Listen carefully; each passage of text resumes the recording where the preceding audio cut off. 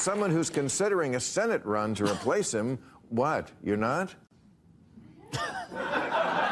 Usually when someone puts out a book, it means they're going to run for office. Not always, but that always is. Isn't writing a book the fastest way to get rich in America right now? No. You said it was OnlyFans. No, you don't get rich writing books. I hate to tell you, bro. Too late. Anyway, what do you believe will be Mitch McConnell's legacy? I guess that's who you'd be replacing, right? Yeah. When you run for Senate, if you run for Senate. Before we dive into the full story, comment where you're watching from, and don't forget to like and subscribe so you don't miss the next one. So here's what happened. Republican strategist Scott Jennings walks onto Real Time with Bill Maher, and at first it's playful banter.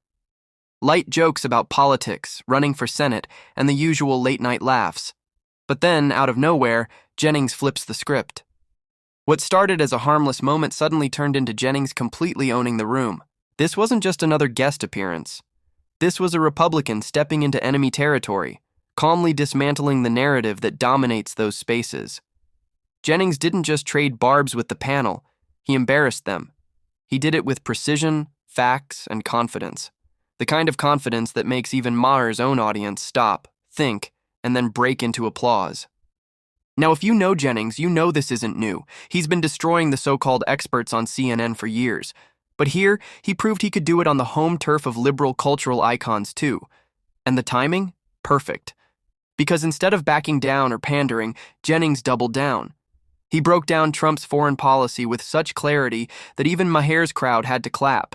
Then, as if that wasn't enough, he took direct aim at the cultural chaos the left keeps pushing. The Trump doctrine, which is, I think, as much of a departure as any doctrine a president has ever promulgated. Because what he is saying is, and I'll give you some of the quotes, is in the end, the so-called nation builders wrecked far more nations than they built. This is his speech in Riyadh. Interventionists were intervening in complex societies that they did not even understand.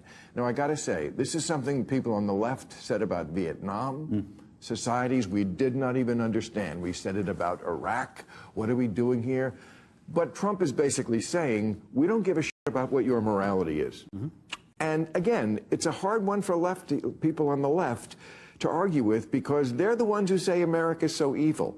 So his doctrine is basically, you do you. We all love money. We all love money, and we're not going to lecture you or hector you anymore about your moral. Biden would not talk to MBS after he cut off the guy's head, and then 6 months later, when we needed Saudi Arabia, he went over there and fist bumped him.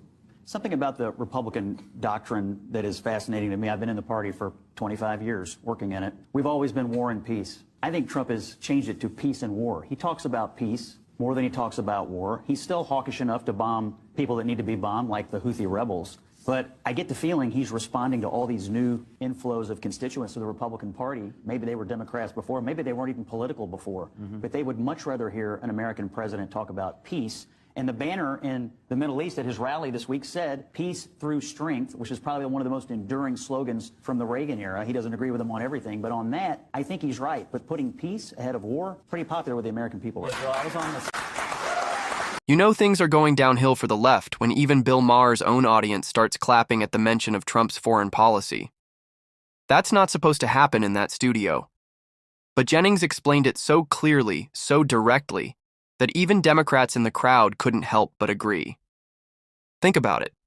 During Trump's presidency, America didn't start a single new war, not one. We weren't bleeding taxpayer money into endless foreign conflicts with no accountability. We weren't watching allies crumble while billions in U.S. equipment got abandoned to our enemies.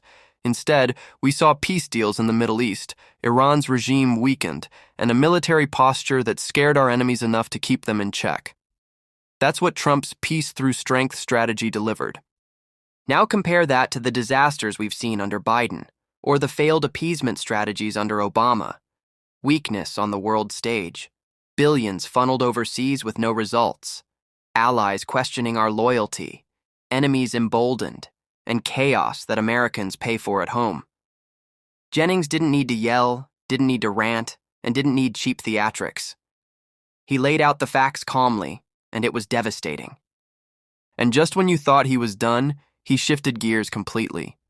Jennings went from foreign policy straight into the cultural decay being pushed by the progressive left, and that's when Bill Maher, the supposed sharp-tongued comedian had no response.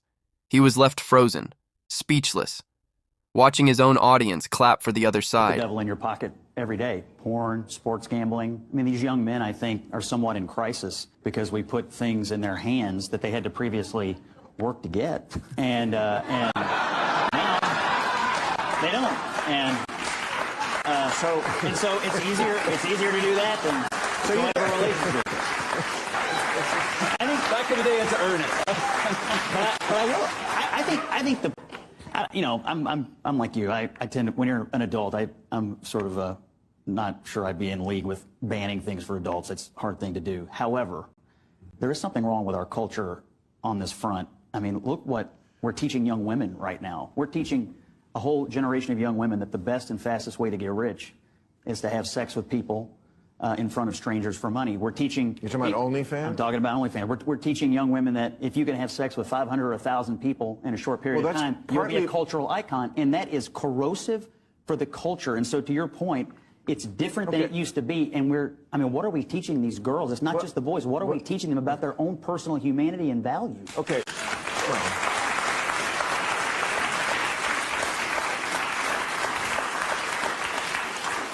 I don't think we're teaching them. I think they're doing it because the economy sucks. But yes, desperation leads people to do things just like that. I don't think most of them would want to do it. But, I mean, we know in this state, there's no way a person can live in this state on a normal salary. They're just, and that's one reason So why. you can either start OnlyFans or get a new governor or a new government. Maybe you should try that. I mean, you could change your politics, you know? No. Yeah. Trust me, I don't feel undertaxed here in California. I've complained about the same thing. You could almost see the panic flicker across Bill Maher's face. Jennings had gone straight for the cultural rot eating away at America, and there was no witty comeback waiting in Maher's pocket. He called it out for what it is: the rise of OnlyFans, the collapse of family values, men becoming lonelier and more disconnected, women being told that exploitation equals empowerment, and the normalization of dysfunction dressed up as progress.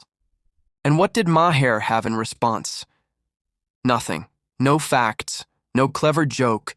Just that heavy silence that fills a room when someone finally says the uncomfortable truth everyone's been avoiding. That silence was broken not by Maher, but by the applause of his own audience, who couldn't help but agree with Jennings.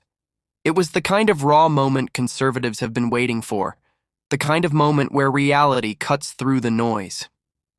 For years, people on the right have been warning about this cultural decay, shouting into the void while being dismissed as out of touch.